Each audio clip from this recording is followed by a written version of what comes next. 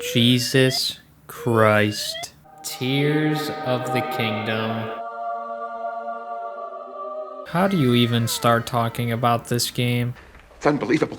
Okay, let's start here. There are certain games nowadays, very rare ones might I add, that seem to just transcend time and space for God's sakes. Very rare games where you get completely and utterly lost in them in the best sort of way, to the point where it's nearly overwhelming. It's as if you pick them up and you can't believe that the coordinated efforts of one studio can come together in unison to create such a product. In a sea of games nowadays that tend to overpromise and underdeliver, The Legend of Zelda, Tears of the Kingdom does the exact opposite. Not only does it refine everything that made Breath of the Wild the most blatantly obvious Game of the Year winner in 2017, but it over-delivers in every single aspect. With this being the most hyped up game of 2023, everybody knew it was going to be good. Of course it's going to be good. However, truly nobody could have guessed it would be this fucking spectacular, other than the geniuses that spent the past 6 years making it.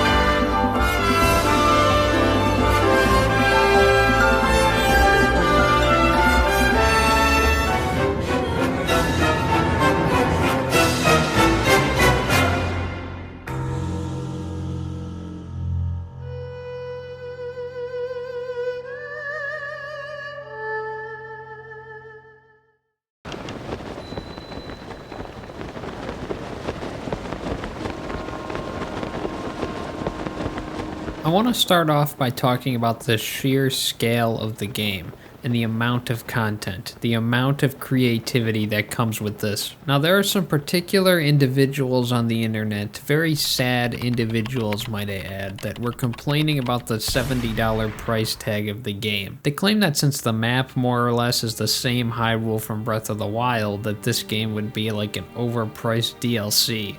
Let me assure you that these people are baboons. And any of these claims will go by the wayside of anybody who was skeptical that ends up experiencing this game. No other game in history has been more worth your $70.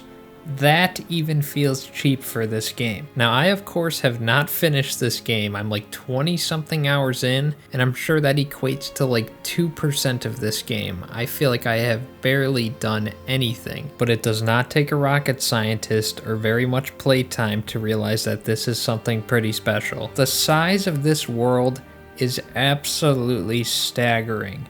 It is larger than you could ever guess at first glance, and you can't walk more than 5 feet without having something incredibly interesting to do. Now, I made the same sort of claim about Elden Ring before in a previous video. Let's take a look. This game is certainly not Elden Ring. I don't think anything in at least the next 10 years will compete with that game in terms of mind-blowing scale. That did not age well at all. Now, the core map of Hyrule is of course very recognizable in a lot of ways to anybody who has played Breath of the Wild. If it ain't broke, don't fix it, right? That's why fans of the first game will feel familiar with this within the first couple of hours, because at its core, this is more Breath of the Wild. Except it is on goddamn steroids now. The way that verticality plays into this map adds so much more to that feeling of freedom and discovery that the first game nailed so well. Now, there's a part of this game that I will talk about and get a little bit more into depth later, but if you've even made it through just the first few hours of this game, you probably already know what I'm talking about, but I'll give a spoiler warning later. The term, the more you play, the better it gets, has never been more apparent. Within the first few hours, you really are just like, okay, this is Breath of the Wild 2, like, cool. And then once things start to open up, it is just, I can't even explain it. It's not only the scale of the world though, it's also the infinitely creative ways in which you interact with it. It is something that has never quite been done before in gaming. This is a one-for-one video game. Tears of the Kingdom now takes a new approach to open world freedom, and it kind of goes like this. Let's take everything about this game's fundamentals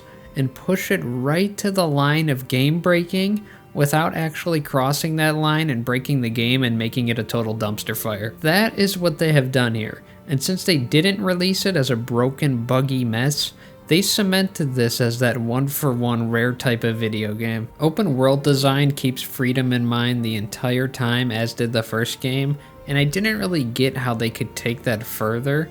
And then I got introduced to the game's new abilities and locations. The best way I would put it is that if you think you shouldn't be able to do something in this game, then 9 times out of 10 the game will surprise you and just keep saying yes to your ridiculous and creative ideas. Every extremely vast vista or sky island that I have traversed to so far, every boss or enemy I've seen, every dungeon I've encountered, every shrine puzzle I've completed, I find myself sorting through hundreds of different weapons, items, and materials to complete things in the most interesting ways possible. One of the biggest parts of this game's marketing was the ability to fuse anything to anything.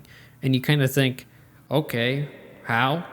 How can that possibly happen? You don't get how extensive it is until you start experimenting with it. Every time you even prime an arrow in this game, you can open the menu and scroll through what feels like a million different materials to combine into the tip to give the arrow some type of bonus effect or damage. You can simply go into your inventory and find something that you think would be cool to put on the end of your sword or spear or bat, and it'll always work, whatever. You want to fuse an apple or various pieces of fruit to your shield? Why not? I mean, it probably won't help as much as sticking something to the shield that can spit out flames, but still, do whatever you want. But then you could take all of that building knowledge and start applying it to structures as well. There's these new devices known as Zonai devices, and they're just brilliant. You can find these machines that look like an old school gumball machine, and they'll spit out various random Zonai devices. These are things such as wheels, carts, planes, flame emitters, fire hydrants, fans, rockets. There's like a million of them. Again, being able to build anything you want, to do anything you want, to go anywhere you want right from the start of the game,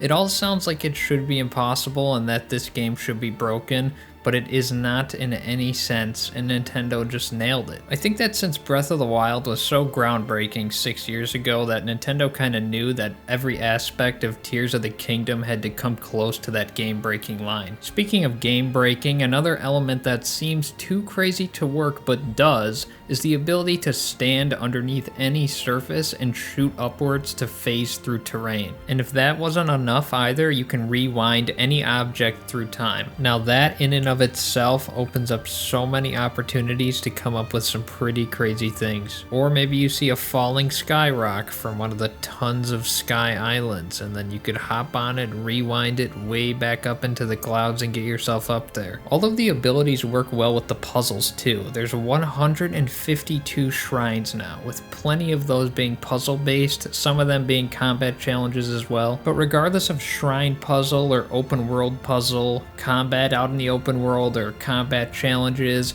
traversal, you will always 100% of the time find a way to bend this absolutely gigantic world to your will. Okay, a little bit of a brief spoiler warning. This is about that thing having to do with the open world itself that I mentioned earlier. I've already said how amazing this is, everybody knows it, I've said it's gigantic 900 times, yada yada, but then all of a sudden you recognize gaps in the kingdom of Hyrule, and I was kind of thinking, alright, maybe something spooky is going to come out of these chasms and kill me, maybe I should stay away. Well, once you take that leap of faith and dive downwards into one of these chasms, you keep going, and keep going, and keep going, and slowly come to the realization that there is a pitch black, massive underworld that is almost the same size as the entire kingdom of Hyrule above. Every single trailer that showed off the new Sky Islands looked good enough, right? It's like, man, they're adding a full-scale map in the sky with dozens and dozens of sky archipelagos to explore. That sounds incredible. Little did we know how bamboozled we would all be. I mean, the first time I dove down to the depths, I was like, no fucking way. Again, all of this is first impressions, so I've only seen about 3% of what this game has to offer. I feel like I've barely spent time in the depths. I've even barely spent time in the sky or even on the regular map itself, but I'm still just completely amazed. If I had to find any sort of flaw with this game, it is of course that this game is running on the dinosaur technology that is the Nintendo Switch. It would be unbelievable to see this game running on a PC or even a next-gen console, but it's Nintendo and that has never happened before and it's not gonna happen. That being said, it is also simultaneously amazing to have a game that runs as well as this does for being a portable platform. Being able to carry a game of this quality around with you wherever you go is the closest thing I'll ever get to developing a crack addiction. I mean, at least I hope so. I don't know what it is about Japanese game developers, but these mad lads at Nintendo just keep asserting their dominance and establishing themselves as the best in the business. Alright, I gotta stop talking about this and get back to playing it.